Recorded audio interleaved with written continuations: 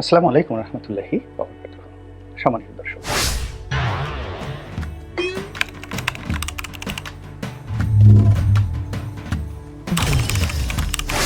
Doctor Mohammad ইউনূসের সঙ্গে Donald ট্রাম্পের সম্পর্ক এবং বর্তমান অন্তর্বর্তীকালীন সরকারের সঙ্গে আমেরিকার যে সম্পর্ক, অর্থাৎ ট্রাম্প প্রশাসনের যে সম্পর্ক, এটি নিয়ে নানা রকম পক্ষ এবং বিপক্ষের কথা, মিথ অ্যান্ড ম্যাথোলজি চালু আছে।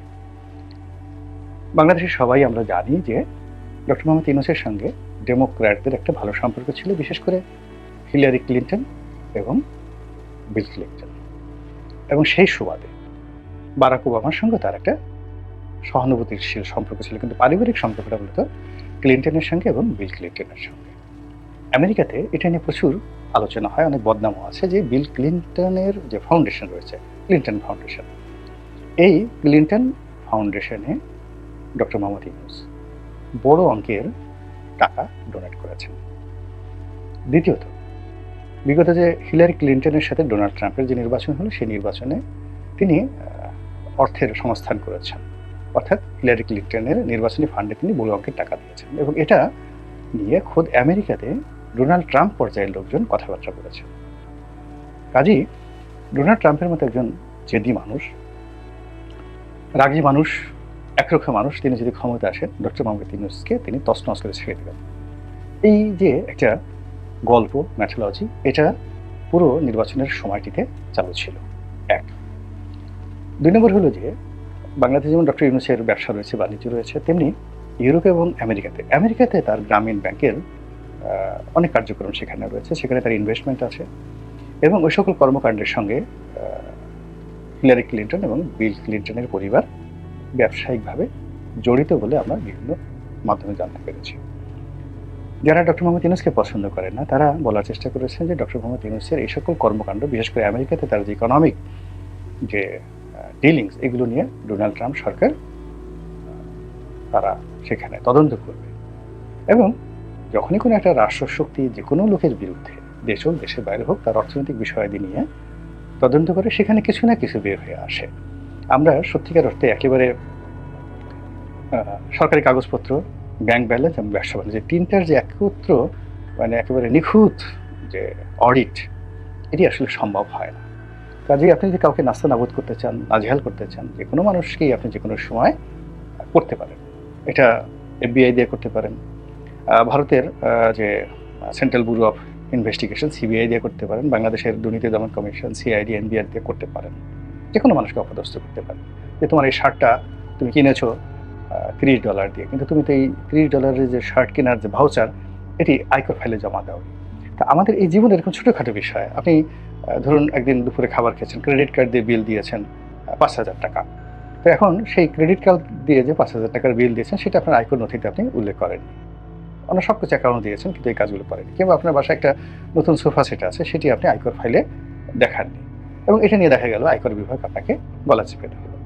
এটা সারা দুনিয়াতেই সম্ভব, এবং যখন রাষ্ট্রশক্তি কাউকে অপদস্থ করতে চায়, তারা এই কাজটি করে। তো সেই অর্থে ডোনাল্ড ট্রাম্পকে যেভাবে মিস্টার জো বাইডেন নানাভাবে অপদস্থ করার চেষ্টা করেছেন, তাকে গ্রেপ্তার করেছেন, কারাগারে পাঠিয়েছেন, অপমান করেছেন, তার বাড়িঘর তল্লাশি করেছেন, তার ব্যবসা বাণিজ্য তছনছ করেছেন, এবং তার অনেকগুলো কোম্পানি আমেরিকাতে রীতিমতো দেউলিয়া হয়ে গেছে। তো সেখানে মিস্টার ট্রাম্প তিনি ছেড়ে দেবেন না, সহজে ছেড়ে দেবেন। এবং ডক্টর মোহাম্মদ ইউনূস, এই যে তার যে বাংলাদেশের দুর্ভোগ এবং দুর্দশা, এটা কিন্তু শেখ হাসিনার কারণে হয়নি। এটি নরওয়ের একটি টেলিভিশন, অর্থাৎ যে নরওয়ে সরকার তাকে নোবেল পুরস্কার দিয়েছে। আপনারা জানেন যে নরওয়ের যে পার্লামেন্ট, সেখান থেকে নোবেল কমিটি, অর্থাৎ যে নরওয়েজিয়ান সরকার তাকে নোবেল পুরস্কার দিল, এবং ডেনমার্ক, নরওয়ে, ফিনল্যান্ড এবং যেগুলোকে স্ক্যান্ডিনেভিয়ান কান্ট্রি বলা হয়, তো এই দেশগুলো সরকারগুলো পরস্পরকে সহযোগিতা করে একসাথে কাজ করে, সুইডেন সহ। তো এখানে মূলত একটি টেলিভিশনের যে রিপোর্ট, অর্থাৎ গ্রামীণ ব্যাংকের যে মূল কোম্পানি, নরওয়ের কোম্পানি, সেই নরওয়ের কোম্পানি টেলিনর, তো টেলিনরের সঙ্গে ডক্টর মোহাম্মদ ইউনূসের যে ব্যবসায়িক সম্পর্ক এবং লেনাদেনা, সেই লেনাদেনার একটা ইররেগুলারিটিস নিয়ে সেখানকার একটি টেলিভিশন একটি প্রতিবেদন প্রকাশ করে। এখানে বাংলাদেশ সরকারের কোনো হাত ছিল না, এবং ওটাকে, যেমন ধরেন আমাদের শেখ হাসিনা, যে তিনি কী করলেন, জাস্টিস খায়রুল হক তিনি একটা রায় দিলেন, যে রায়টা প্রাথমিক অর্থে প্রথম দিকে যখন তিনি রায় দিলেন সেই রায়ে তার কিছু মন্তব্য ছিল যে তত্ত্বাবধায়ক সরকার আসলে মূল সংবিধানের সাথে কন্ট্রাডিক্ট করে। এটা সত্য কথা, কিন্তু বাংলাদেশের বাস্তবতায় তত্ত্বাবধায়ক সরকার দরকার এবং আরও দুটো নির্বাচন তত্ত্বাবধায়ক সরকারের অধীনে করা উচিত, এই কথাটাও তিনি বলেছিলেন। কিন্তু সেটা বাদ দিয়ে সংবিধানের সাথে কন্ট্রাডিক্ট করে এটাকে গ্রহণ করে রীতিমতো তোলপাড় করে দিলেন, সর্বনাশ করে দিলেন। তেমনি নরওয়ে সরকারের যে প্রতিবেদন, সেখানকার টেলিভিশনের যে রিপোর্ট এবং টেলিনরের সঙ্গে গ্রামীণ ব্যাংকের যে দূরত্ব, এইগুলোকে ম্যাটেরিয়ালাইজ করে তার সঙ্গে সঙ্গে ডক্টর দীপুমণি এবং তার স্বামীর সঙ্গে তার যে ব্যবসায়িক লেনদেন এবং একই সঙ্গে গ্রামীণ ব্যাংক থেকে যারা বিভিন্ন সময় ডক্টর ইউনূস দ্বারা ক্ষতিগ্রস্ত হয়েছেন, গ্রামীণ টেলিকম দ্বারা ক্ষতিগ্রস্ত হয়েছেন এবং ডক্টর মোহাম্মদ ইউনূসের যে সকল প্রতিপক্ষ রয়েছে সবাই গিয়ে দেখা গেল শেখ হাসিনার জমানাতে ডিজিএফআই, এনএসআই তাদের সাথে যোগাযোগ করে এমনভাবে পুরো পরিস্থিতি তৈরি করলো যেটা শেখ হাসিনা বনাম ডক্টর মোহাম্মদ ইউনূসের মধ্যে একটা বিরাট দূরত্ব তৈরি করে ফেললো। তো এই পরিণতিতে দেখেন শেখ হাসিনার কী হলো, ডক্টর মোহাম্মদ ইউনূসের কী হলো। আবার এখন ডোনাল্ড ট্রাম্পের সঙ্গে আমেরিকাতে ডেমোক্র্যাটদের ঝামেলা হবে, আবার ডেমোক্র্যাটদের যারা বন্ধু বাংলাদেশে ছিল তাদেরও ঝামেলা হবে এবং সেই অর্থে ডক্টর মোহাম্মদ ইউনূসের সঙ্গেও ঝামেলা হবে। এবং এটা নিয়ে আমরা দীর্ঘদিন আমাদের দেশে যারা ইউনূস বিরোধী তারা কিন্তু বক্তব্য দিয়ে আসছেন এবং এটি ডক্টর মোহাম্মদ ইউনূস এবং তার যারা লোকজন রয়েছেন তাদেরকে যথেষ্ট ভয় দেখিয়েছে, আতঙ্ক সৃষ্টি করেছে এবং এই আতঙ্কের প্রেক্ষিতে বিভিন্ন রকম যে প্রচারণা শেখ হাসিনা স্টাইলে, হাসান মাহমুদ স্টাইলে কিংবা মোহাম্মদ আরাফাত স্টাইলে কিংবা ধরুন ছাত্রলীগ স্টাইলে, সুভাষ সিংহ রায় স্টাইলে অথবা নিঝুম মজুমদার স্টাইলে ডক্টর মোহাম্মদ ইউনূসের যারা এই মুহূর্তে গদি মিডিয়া রয়েছে, অর্থাৎ কিছু মিডিয়া আছে যারা সবসময় ক্ষমতার চেয়ারকে কেন্দ্র করে রিভলভ করে এবং খুবই লজ্জাকর ঘটনা। আমি খুব যাকে বলা হয় নিজের কাছে খুব ছোট মনে হয় নিজেকে, যে আমি এমন একটা দেশে জন্মগ্রহণ করেছি, এদেশের কোনো মানুষই ক্ষমতার বিরুদ্ধে দাঁড়াতে চায় না, তারপর সত্যের বিরুদ্ধে যেতে চায় না। তারা সকালে যে কথাটা বলেছে সেই কথাটা তারা জানে যে মিথ্যা কথা বলেছে, কিন্তু বিকেলবেলা কিয়ামত হয়ে যাবে, একেবারে আজরাইল এসে তার গলা টিপে ধরেছে, তারপর সে স্বীকার করবে না যে আমার ভুল হয়েছে বা তার কথা পরিবর্তন করবে না, আমি বাঘের বাচ্চা, আমি যে কথা বলেছি সেটার উপরে স্থির থাকবই। এইরকম আর কি সুবিধাবাদী যারা লোকজন রয়েছে। তো এই সুবিধাবাদী লোকজনদের মধ্যে যারা মিডিয়া চালায়, ভারতে যেগুলোকে গদি মিডিয়া বলা হয়, বাংলাদেশে এগুলো এখন ইউনূস মিডিয়া হয়ে গেছে। তো সেই ইউনূস মিডিয়ার যারা লোকজন রয়েছেন তারা সামাজিক মাধ্যমে, তারপরে গণমাধ্যমে, তারপরে পত্রপত্রিকাতে বিভিন্ন লেখা লিখে যে জিনিসগুলো প্রচার করার চেষ্টা করছে সেটা হলো ডক্টর মোহাম্মদ ইউনূসের সঙ্গে ডোনাল্ড ট্রাম্পের একটা সমঝোতা হয়ে গেছে, তাদের একটা বন্ধুত্ব হয়ে গেছে এবং সেই বন্ধুত্বের নমুনা হিসেবে কয়েকদিন আগে আমরা দেখলাম যে মহাকালের এই যাবৎকালে বাংলাদেশের যত বৈদেশিক চুক্তি হয়েছে এর সবচেয়ে বড় বৈদেশিক চুক্তিটি হয়েছে আমেরিকার সঙ্গে বাংলাদেশের ট্রাম্প প্রশাসনের সঙ্গে। কি হলো, সেখানকার একটা তেল কোম্পানির কাছ থেকে আমরা নিরবচ্ছিন্নভাবে তেল গ্যাস পাওয়ার জন্য একটা চুক্তি করেছি। এটা কি হলো, ডোনাল্ড ট্রাম্পের সাথে সম্পর্ক যদি না থাকলে কাজ হতো? এইরকম অথর্ব, এরকম নির্বোধ, এরকম নির্বুদ্ধিতার মতো যে প্রচারণা। মূল ব্যাপার হলো যখনই কোথাও একটা খুব বড় ধরনের কেনাকাটা হয় সেখানে ভীষণ রকম দুর্নীতি থাকে, অনিয়ম থাকে। তো রাতারাতি আপনি আমাদের দেশে যে সকল দুর্নীতি হয়েছে শেখ হাসিনার জমানাতে তার 90% দুর্নীতি হয়েছে জ্বালানি এবং খনিজ সম্পদ মন্ত্রণালয়ের মাধ্যমে। আপনি এই যে ব্যাংক থেকে টাকা লুট, হরি লুট, এসালমের দুর্নীতি, তো এইগুলোর সঙ্গে আপনি এগুলো টোটাল দুর্নীতির 10%ও না। অর্থাৎ এসালম, বেক্সিমকো, ফ্যামিলি গ্রুপ বা ব্যাংক থেকে অন্যান্য যারা টাকা লুট করেছে, ধরেন 2 লক্ষ কোটি টাকা। এখন আপনি 1 বছর যদি 5 বছর ধরে বাংলাদেশে যে পেট্রোলিয়াম আমদানি করা হয়েছে, পার লিটারে যদি 1 সেন্ট করে বা পার লিটার যদি আপনি 2 টাকা করে আপনি চুরি করেন, তাহলে গত 15 বছরে এই পেট্রোলিয়াম আমদানিতে কত টাকা চুরি করেছেন?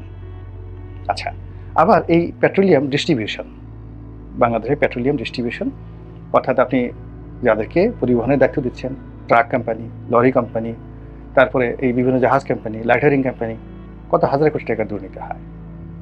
এরপরে তেল গ্যাস উত্তোলন, একটা হলো বিদেশ থেকে আপনি কিনবেন, তারপরে এখানে ডিস্ট্রিবিউশন করবেন, বিক্রি করবেন, লাইসেন্স দিবেন, এগুলোতে আপনি টাকা মারবেন, তার সঙ্গে সঙ্গে আবার সিস্টেম লস দেখিয়ে এখান থেকে টাকা চুরি করবেন। গেল তেল গ্যাস। এরপর আপনি বিদ্যুৎ সেক্টর চিন্তা করেন। বিদ্যুৎ সেক্টরের পিডিবি, তারপরে পল্লী বিদ্যুৎ, এগুলোর মালামাল আমদানি করা, এগুলোর বিতরণ করা, লাইন স্থাপন করা, গত 15 বছরে কত হাজার কোটি টাকা এখানে বা কত লক্ষ কোটি টাকা এখানে বিনিয়োগ করা হয়েছে। সব জায়গাতে দুর্নীতি আছে। এরপরে যে সকল বিদ্যুৎ প্ল্যান্ট স্থাপন করা হয়েছে সেখানে দুর্নীতি আছে। যে সকল খনিজ সম্পদ উত্তোলন করা হয়েছে, আমাদের তিতাস গ্যাস থেকে শুরু করে বিভিন্ন কূপে আমাদের লোকালি আমরা যে ইম্পোর্ট করি, মানে যেগুলো আমরা এখানে উত্তোলন করি, কিংবা বিদেশ থেকে আমরা যে ক্রুড অয়েল আনি, অপরিশোধিত তেল আনি, সেই অপরিশোধিত তেল এনে বাংলাদেশে যেগুলো রিফাইন করি, রিফাইন করার পর এখান থেকে যে ফার্নেস অয়েল বের হয়, এখান থেকে যে অকটেন বের হয়, সেখানে কি পরিমাণ দুর্নীতি হয়। মানে বাংলাদেশে যে এই রিফাইন করার পরে যে অকটেনগুলো তৈরি হয়, তারপরে শেষে অন্যান্য যে সকল পেট্রোলিয়াম বাই প্রোডাক্ট তৈরি হয়, এখানে যে দুর্নীতির পরিমাণ হাজার হাজার কোটি টাকা, এই হাজার হাজার কোটি টাকার সঙ্গে এস আলমের টাকার কোনো তুলনাই হয় না। এই জিনিসগুলো জ্বালানি এবং খনিজ সম্পদ মন্ত্রণালয় করেছে। তারপরে নতুন কূপ খনন, বিভিন্ন কোম্পানিকে এজারা দেওয়া, বিশাল এখানে লক্ষ লক্ষ কোটি টাকার দুর্নীতি এবং ডিল। ফলে কি হলো, এই সেক্টরের সঙ্গে যারা জড়িত ছিলেন তারা চোখের অন্তরালে, চোখের আড়ালে এক একটা দানব হয়ে তারা এই বাংলাদেশকে শোষণ করেছেন। এখন সেই এলএনজি, সেই গ্যাস, সেই তেল, তারপরে সব কিছু আপনি আমেরিকার একটা কোম্পানির সঙ্গে চুক্তি করবেন। তো কাজে সেখানে আপনার ট্রান্সপারেন্সি, সততা, সমস্ত কিছু কী পরিমাণ ঝুঁকির মধ্যে, এবং সেই কাজটি কোনো অবস্থাতেই এত সহজ নয়। এবং এটা এই বেকুবরা প্রচার করছে যে এই পুরো কাজটা ডক্টর মোহাম্মদ ইউনূস করছে। এখন যদি বলা হয় যে ঠিক আছে, শেখ হাসিনার জমানাতে যে রেট হয়েছে বা বর্তমান যে মার্কেট রয়েছে সেই অনুযায়ী কীভাবে তাদের সাথে কী চুক্তি হয়েছে, এখন অনেকে বলছে কোনো চুক্তিই হয়নি, অনেকে বলছে ট্রাম্প প্রশাসন এই বিষয়গুলো জানেই না, অনেকে বলছে যে কোম্পানির নাম দেওয়া হয়েছে অর্থাৎ সরকারি কোনো কোম্পানি নয়, কিংবা ট্রাম্পের সাথে সম্পর্ক রয়েছে এমন কোনো কোম্পানি নয়, হাওয়াই দ্বীপপুঞ্জে অবস্থিত একটা পেট্রোলিয়াম কোম্পানির নাম এখানে বলা হয়েছে, যে কোম্পানিতে চেক করা হয়েছে সেই কোম্পানি বলছে এই ধরনের কোনো চুক্তি হয়েছে কিনা আমরা জানি না। এখন আপনি কী বলবেন এটা নিয়ে? আবার ডোনাল্ড ট্রাম্প বাংলাদেশে এই যে সাহায্য বন্ধ করে দিয়েছে, সে জেনারেল সব দেশের জন্য একটা নিয়ম করেছে যে মার্কিন যুক্তরাষ্ট্র যে দানগুলো করে, খয়াতগুলো করে, এগুলো তারা বন্ধ করে দেবে। কেবলমাত্র ইসরায়েল এবং মিশর ছাড়া সামরিক বেসামরিক সবগুলো খাতে তারা অল ডোনেশন তারা বন্ধ করে দেবে। কেবলমাত্র যেখানে খাদ্য সহযোগিতা দেওয়া হচ্ছে, মানে অন্য টাকা লজিস্টিক হবে না, শুধুমাত্র খাবার যে দেওয়া হচ্ছে এগুলো তারা বন্ধ করেনি। এখন বাংলাদেশে রোহিঙ্গাদেরকে তারা বিভিন্নভাবে সাহায্য করে, সহযোগিতা করে। সেই সহযোগিতার মধ্যে তাদেরকে ফুড দেয়, খাবার দেয় এবং অন্যান্য জিনিসগুলো দেয়। তো এখন যে তারা সিদ্ধান্ত নিয়েছে ইন জেনারেল, সে অনুযায়ী সবগুলো সুযোগ সুবিধা তারা বন্ধ করেছে। ইউএসএইডের মাধ্যমে যা দেওয়া হয় সব বন্ধ, কেবলমাত্র রোহিঙ্গাদেরকে যে খাদ্য সাহায্য দেওয়া হয় কিংবা বাংলাদেশের অন্যান্য সেক্টরে যে খাদ্য সহযোগিতা রয়েছে সেটা তারা চালু রেখেছে, সেটা সব জায়গাতে তারা রেখেছে। এটা নিয়ে ডক্টর মোহাম্মদ ইউনূসের যে গদি মিডিয়া, ও মাই গড, কী সম্পর্ক তাদের, সেই সম্পর্কের মধ্যে তারা বলার চেষ্টা করছে যে তাদের সাথে তাদের বন্ধুত্ব হয়ে গেছে, they have got a very good signal, green signal. এবং ডক্টর মোহাম্মদ ইউনূস 5 বছরের জন্য থাকবেন, কেউ কেউ বলছেন যে না 2028 সন পর্যন্ত, অর্থাৎ যতদিন ট্রাম্প ক্ষমতায় আছেন 4 বছর, আগামী 4 বছর তিনি নাকে তেল দিয়ে ক্ষমতায় থাকতে পারবেন। তো এই যে গদি মিডিয়ার যে প্রচার এবং প্রোপাগান্ডা, এই প্রচার প্রোপাগান্ডা মূলত সরকারের জন্য বুমেরাং হয়ে যাবে। শেখ হাসিনার জমানাতে অসংখ্য ডক্টরেট ডিগ্রি তিনি পেয়েছেন, অসংখ্য সার্টিফিকেট তার হাতে ছিল, অসংখ্য ভুয়া নিউজ আমরা দেখেছি। আমাদের জিডিপি এই পর্যায়ে, আমরা আজ সিঙ্গাপুর হয়ে যাই, কাল যাকে বলা হয় আমেরিকাকে ক্রস করে ফেলি, কানাডার সমান আমাদের অর্থনীতি, এরকম অসংখ্য কথা সেই শেখ হাসিনার মন্ত্রীরা বলেছে। এবং শেখ হাসিনার অর্থমন্ত্রী তিনি নাকি দুনিয়ার সবচেয়ে সেরা এবং যাকে বলে সফল অর্থমন্ত্রী। শেখ হাসিনার বাংলাদেশ ব্যাংকের গভর্নর দুনিয়ার সেরা গভর্নর, এবং শেখ হাসিনা সারা পৃথিবীর শ্রেষ্ঠ শাসক, সারা পৃথিবীর সৎ শাসক, সবচেয়ে কর্মঠ শাসক। এরকম অসংখ্য ভাই তৈরি করা হয়েছে, বাতাস দেওয়া হয়েছে, কিন্তু যখন প্রকৃতি ডাক দিয়েছে তিনি 1 মিনিটে কিন্তু সময় পাননি। আমি বুঝি না যে যারাই ক্ষমতায় যায়, ক্ষমতার চেয়ারে বসে, এই চেয়ারটার ঘূর্ণন মানে এটি এত জোরে জোরে ঘুরে যে যিনি এই চেয়ারে বসে থাকেন তিনি কখনো বাস্তব অবস্থা বুঝতে পারেন না। কেন শেখ হাসিনার যে কারণে পতন হয়েছে, যে কারণে খালেদা জিয়ার পতন হয়েছে, যে কারণে এরশাদের পতন হয়েছে, কেন ডক্টর মোহাম্মদ ইউনূসের মতো একজন জ্ঞানী গুণী ব্যক্তিকে ঠিক সেম কাজটি করতে হবে, কেন তাকে এই যাকে বলা হয় পেটি মিডিয়া ম্যান, গদি মিডিয়ার অনুগত হতে পারে, যারা শেখ হাসিনার এক কাপ চা খাওয়ার জন্য জাস্ট গণভবনে ঢুকেছে, এই দৃশ্যটুকু দেখানোর জন্য নিজেদের সবকিছু বিসর্জন দিতে পারে, ইজ্জত আবরু বিসর্জন দিতে পারে, তথ্যমন্ত্রীর সঙ্গে শুইতে পারে, রাত্রি যাপন করতে পারে, সেটা পুরুষ হোক নারী হোক। তো এই প্রকৃতির ক্যারেক্টারিস্টিক্সের যে লোকজন, তাদেরকে কেন ডক্টর মোহাম্মদ ইউনূসের লাগবে, এটা আমি মাথায় আমার আসে না। আল্লাহ আমাদের সবাইকে হেদায়েত দান করুন এবং হেফাজত করুন। আসসালামু আলাইকুম ওয়া রাহমাতুল্লাহি ওয়া বারাকাতুহু।